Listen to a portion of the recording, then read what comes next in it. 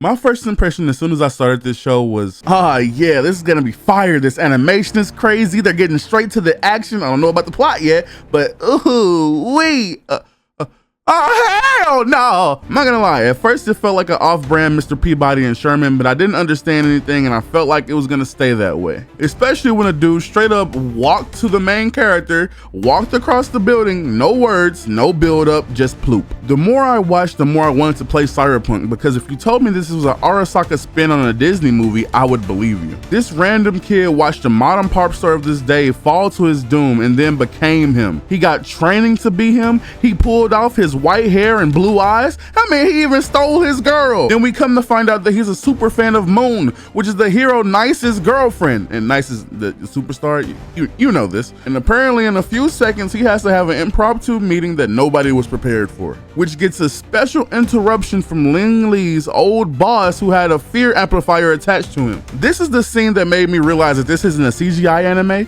this isn't a 2D anime, it's a story about a boy who idolized heroes finding the courage to become one in an unpredictable world. And just as this world is unpredictable, this show is too, because he finally gets comfortable in his new skin and in his new life, and then he gets jump scared by the corpse of Moon in his bed at the end of the first episode. Like, this makes me so confused. I feel like I understand everything while understanding nothing. This show felt like plot soup. It felt like they had so many different ideas for how the show could go and then chose them all. Nevertheless, I turned on episode 2 to see where the story would go. I expected there to be a puddle of blood and a mystery to solve, but there she was, on a treadmill.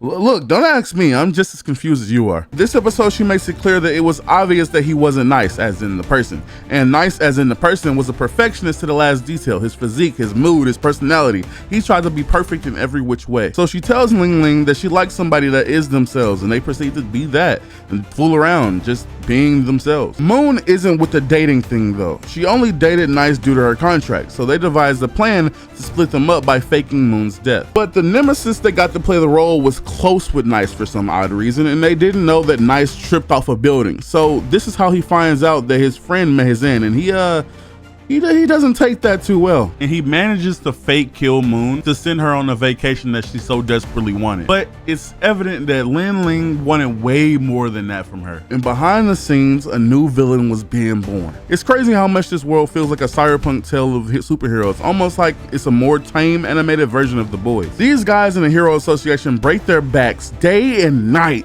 just for the approval of the people. This guy, this poor man named Firm Man, is a nice dude who was a firefighter who stood firm and made sure a bunch of concrete didn't come crashing down on a little girl. And because of that, he was labeled Firm Man, which means he had to stand firm no matter what.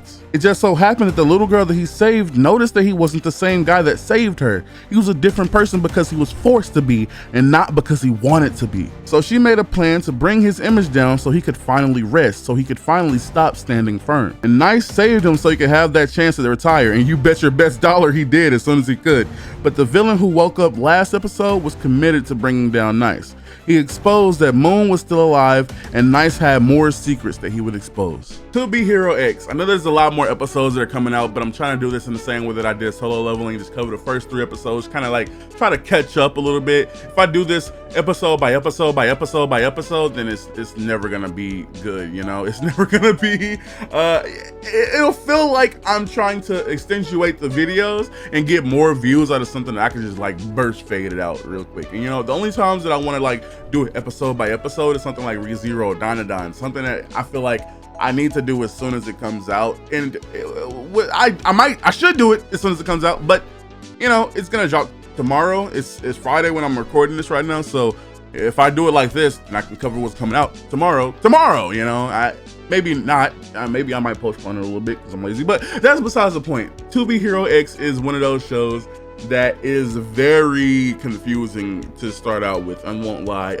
I had to talk to my friend about a lot of things that happened in this show, and we kind of got into a mini argument about certain things that happened because I didn't really understand what's going on, and I didn't really get why certain things happen, and I still don't know why certain things happen. You know, the whole falling off the roof situation, my friend said, hey man, he was just depressed, you know, all of this stuff that you got to deal with in the superhero world, you know, sometimes that would push you over the edge. And I was like, yeah, but it just kind of happened. It felt like he had everything he wanted, you know. It felt like on the outside looking in, he was cool, and he had his best friend playing the villain role. He had a fake girlfriend that he didn't really fuck with for real, but at the same time, she was there. They never interacted or anything like that, but at the same time, you know, it was the thing, you know. And I'm not saying, yeah, you can't have a perfect life and still be depressed. Millionaires go through that every day. you know, sometimes all those suns beaming on you can turn into rain clouds. I can understand that, especially after playing Ducky Leisure Club. But at the same time, you know, it didn't make sense to me.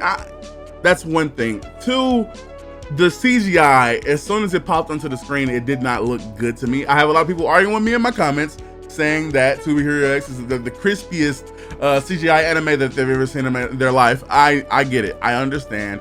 You guys have a new love and you want to defend it. But when it first popped onto the screen, I'm so certain, literally 80% of the fan base of To Be Hero X, I'm a fan now, I'm so certain that as soon as that popped on the screen, everybody was like, no, don't ruin it. It was perfect. And I'm so certain that everybody had that same initial reaction.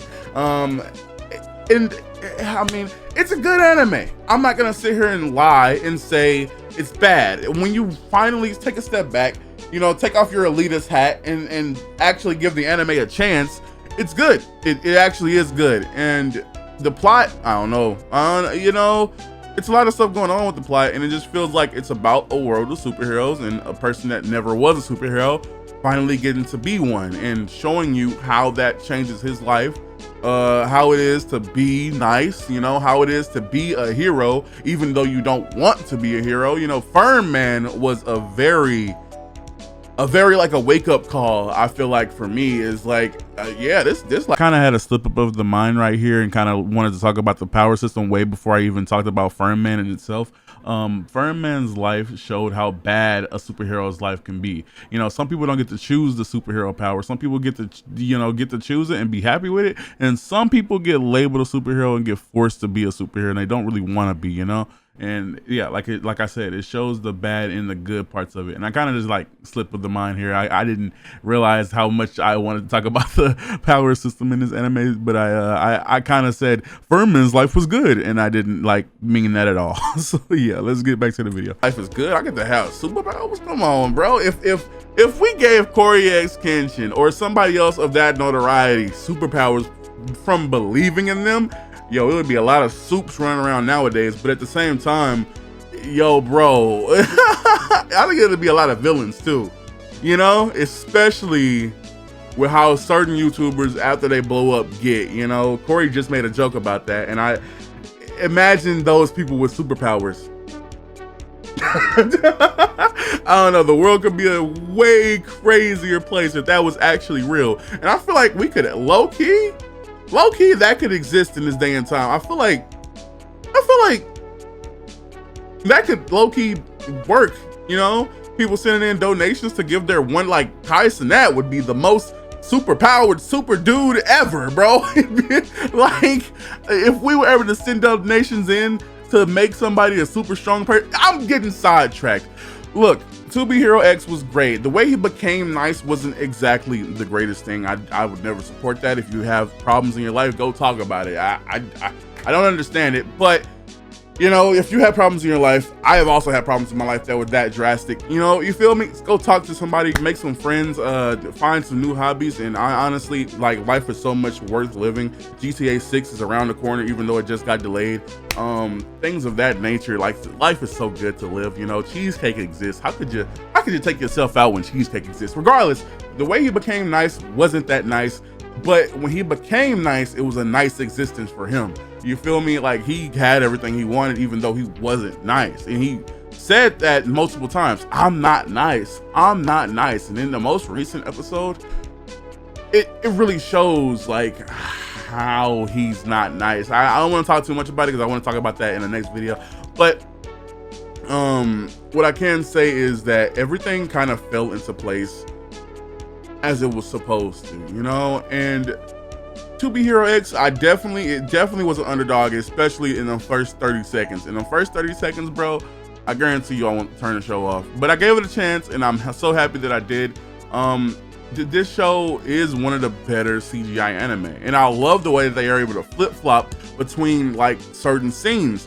The way that they're able to go from 2D to 3D, back to 2D, back to 3D, and it's just smooth, you know? It's real smooth. It's a way to take advantage of like all of the tools that we have nowadays, because it isn't a lot of 3D anime coming out, you know? And I wish there were more, because maybe I wouldn't have thought that way if I had watched a really good CGI anime before this. You know, the only thing I can think of is RWBY. I don't even know if I said all the letters right, but that's the only one I can think of off the top of my mind that is like on this level, you know, that's really good in its CGI, because anything else that I'm thinking of in my head is really bad. Like, I'm thinking about the Netflix Death Note thing when I'm thinking of like decent CGI, and that was horrible. That was horrible. I don't want to watch anything else like that in my life. So this is good. To Be Hero X is good, and I can't wait to see the next 3 episodes of the show. I've already seen, I think, the next 2. And that ending of the last one, the most recent one before the Saturday episode came out, it's probably out by now. Ooh, that ending was crazy, and I can't wait to get into that, because that is going to be wow. But if you guys enjoyed this video, make sure to hit the subscribe button, that like button, and hit the little bell to show me some extra love. And other than that, I have nothing else to say. But how do you guys feel about To Be Hero X? Let me know down in the comments. And other than that, I have nothing else to say. But thank you for watching this video, and peace.